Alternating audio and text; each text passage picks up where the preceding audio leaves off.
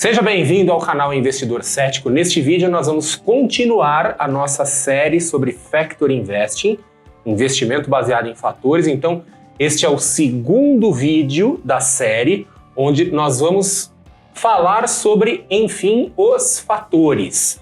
E se você não assistiu ao primeiro vídeo dessa série, eu recomendo fortemente, peço que você o assista. Dá uma olhada aí no canal, no histórico, em algum lugar vai ter algum link para ele, para você pegar ali os fundamentos, os primórdios ali da coisa, ali, as informações básicas, para que a gente possa prosseguir aqui pela nossa série. A gente começa já, logo depois da vinheta.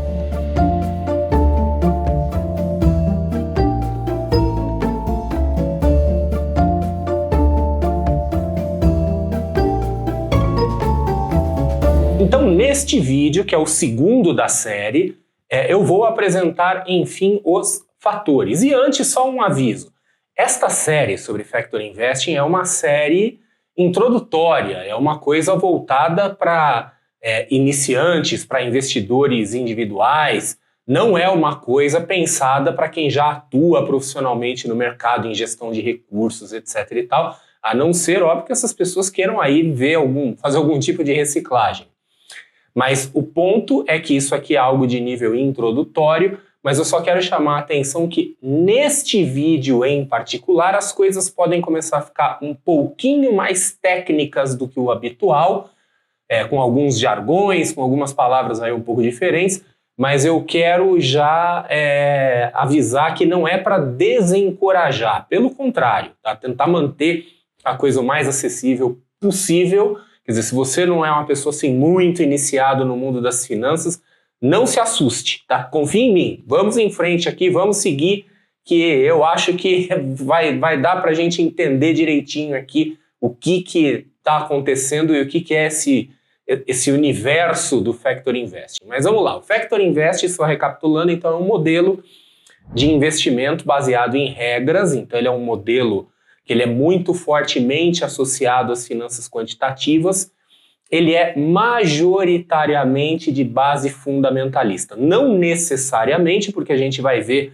ao longo deste vídeo e de outros vídeos aí dessa série, que muitos dos tais fatores não são conhecidos publicamente.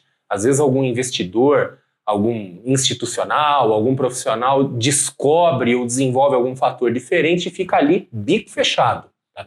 Então, o que nós vamos falar nessa série de vídeos são aqueles fatores conhecidos publicamente, que já foram identificados em estudos acadêmicos, etc., que por acaso eles são de base fundamentalista.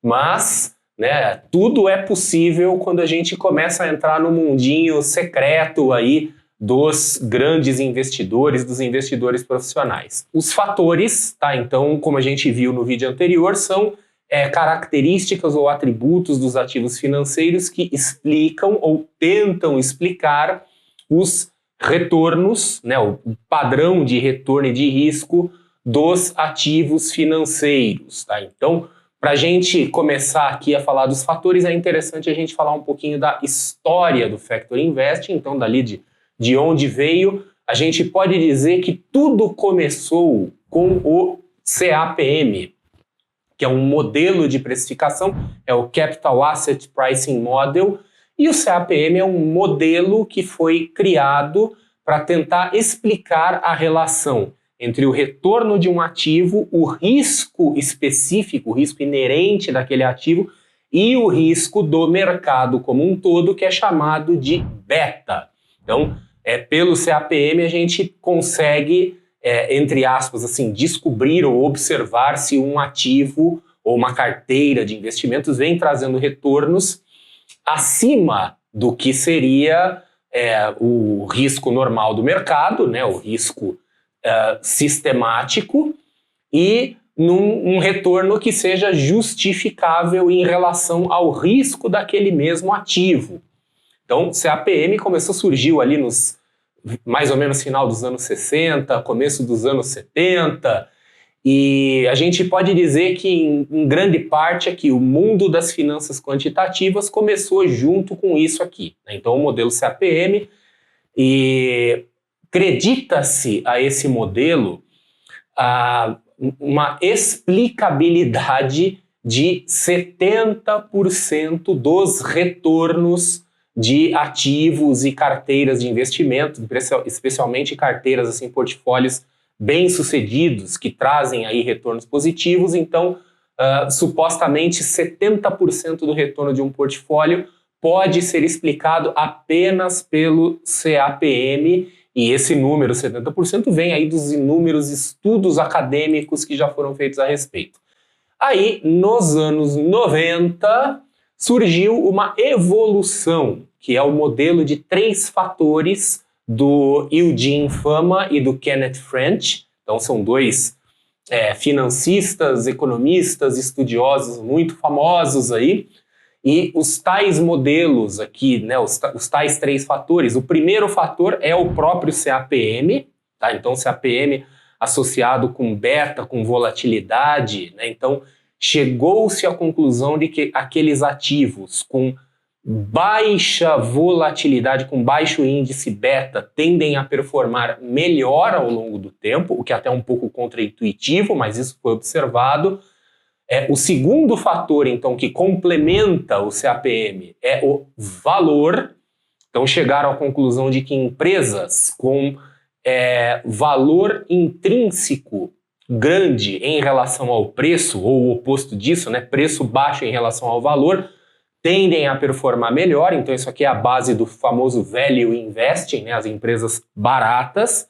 E o terceiro fator, tamanho. Então, empresas menores tendem a performar melhor do que empresas maiores. As small caps tendem a ter retornos maiores do que as big caps, large caps, né, e mid caps e por aí vai. Isso é até uma coisa um pouco intuitiva, porque presume-se que empresas menores têm mais espaço para crescer do que uma empresa já madura. Então, se usa em inglês, né, a sigla HML para se referir ao valor, né, o high minus low, o SMB, small minus big, para se referir ao tamanho. Então, modelo de 3 fatores, modelo bastante famoso. Então, a gente pode dizer que a origem do Factor Investing especificamente está aqui, no modelo dos 3 fatores. Esses 3 fatores em conjunto explicam, presumidamente, 90% do retorno de um portfólio. Então, a gente pode dizer que os 10% restante do retorno podem ser creditados, talvez, às habilidades do gestor, mas 90% caem nesses fatores aqui. E continuamos tendo evoluções ao longo do tempo. Então, logo depois surgiu o modelo Carhart de 4 fatores, que basicamente são os 3 fatores mais o fator momentum que vem de ímpeto, né, vamos dizer assim, a inércia, tá? Então, ativos que já estão performando bem no passado, que estão subindo, têm a tendência de continuar subindo. Algumas pessoas vão até reconhecer no momento assim um quesinho de análise técnica, né? Porque é a tendência, tá? Então, ativos que estão em tendência tendem a continuar em tendência. O momentum, ele está bastante associado com isso, né? É o movimento inercial. Se está em movimento, tende a continuar em movimento. E esse modelo dos 4 fatores, então, segundo os estudos, etc., já conseguiu aumentar a explicabilidade do retorno. Então, 95% do retorno de uma carteira pode ser creditado a esses fatores. E mais recentemente, já coisa aí de uns poucos anos aí, né, aproximadamente uns 10 anos, um pouco menos que isso, surgiu a evolução do modelo de 3 fatores dos próprios autores originais, que virou o modelo de 5 fatores, em que colocaram os 3 fatores originais mais rentabilidade, está medido por retorno sobre o patrimônio líquido, né? Então, também é uma coisa bastante intuitiva, tá? Empresas que têm maior rentabilidade tendem a ter um desempenho melhor, e o fator investimento, que está associado ao investimento que a empresa faz em si própria. Então, o estudo desse fator investimento chegou à conclusão de que empresas que investem em si próprias de forma mais conservadora, ou seja, não aquela empresa que pega tudo ali, soca o pau ali para dentro dela mesma para tentar crescer o máximo possível, tendem a performar melhor. Então, empresas que investem em si próprias de forma menos agressiva tendem a performar melhor, e da mesma forma, presume-se que o modelo de 5 fatores explica 95% do retorno, os 5% restantes seriam creditados ao talento do gestor, de quem estiver tomando conta daquela carteira. Enfim, falamos um pouquinho da história, então, do Factor Investing, né? Esses modelos são modelos públicos, modelos conhecidos que estão na literatura, não são os únicos, como eu já falei, assim, tem bastante modelo aí que nem é divulgado publicamente, mas quando a gente vai estudar sobre Factor Investing, inevitavelmente a gente cai nesses modelos que servem como base. E os fatores, todos eles, né, eles costumam ser classificados em 2 grandes grupos, que são os fatores macroeconômicos e os fatores de estilo. Então vamos ver o que é isso aqui. Fatores macroeconômicos são fatores associados ao ambiente econômico, onde aquela empresa, aquele ativo está inserido, e que afetam ao mercado como um todo. Então, os fatores macroeconômicos típicos são aqueles que geralmente a gente consegue quantificar pelos indicadores econômicos padrão, né, como PIB, desemprego, inflação, taxa de juros, etc. Então, entre os fatores macroeconômicos, o fator crescimento, que é associado a PIB, a emprego. Então a gente pode dizer assim, olha, que quando a economia está num ciclo de crescimento, isso tende a beneficiar as ações, o mercado de capitais como um todo. Então, nesses momentos, né, se torna um fator que contribui para o bom desempenho da carteira toda nesses momentos. Da mesma forma, inflação e juros também têm seu impacto. Cenários altamente inflacionários tendem a prejudicar empresas, cenários de juros altos tendem a prejudicar empresas.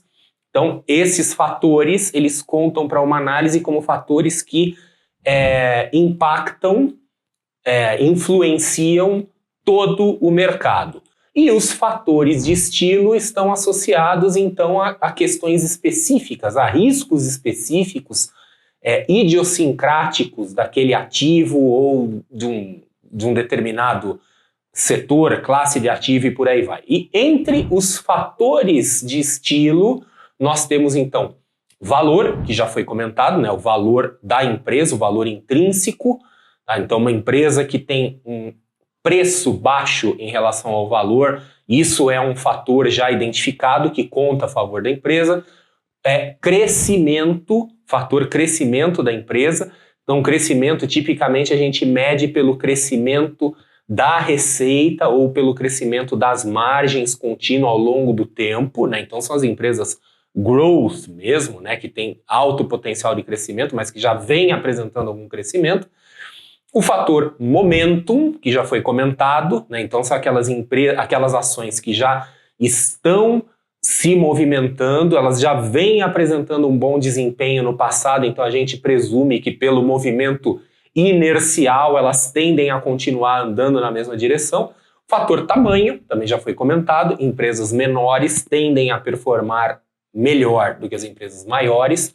O fator qualidade ou quality, que a gente vê por aí, né, às vezes na literatura, tá? Inclusive no Brasil, né, apesar de falar em inglês quality, né, aqui no Brasil se usa bastante, é um termo assim um pouco meio que cabe um monte de coisa ali, mas geralmente quality é associado com retorno, já falamos sobre isso, né? Quer dizer, retorno sobre patrimônio líquido, etc., a lucratividade e rentabilidade da empresa, baixo endividamento e estabilidade, vamos dizer assim, uma regularidade, uma consistência nos resultados nessa lucratividade.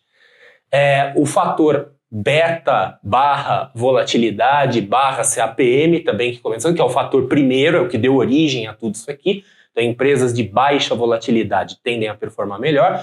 E um outro fator que o pessoal chama de carry em inglês, né? A gente poderia dizer assim de forma bem grosseira, o carregamento, mas o carry a gente pode dizer que é aquilo que a gente obtém da empresa independentemente da movimentação dos preços.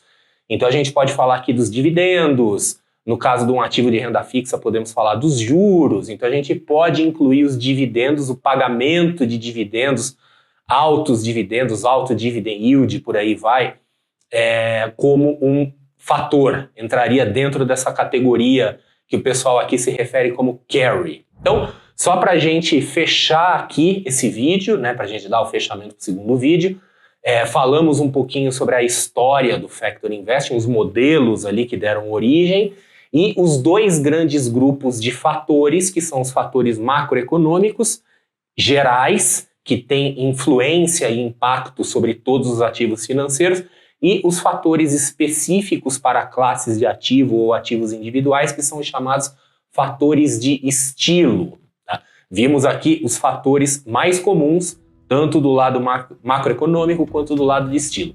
E por hora é isso, a gente termina esse segundo vídeo da série por aqui.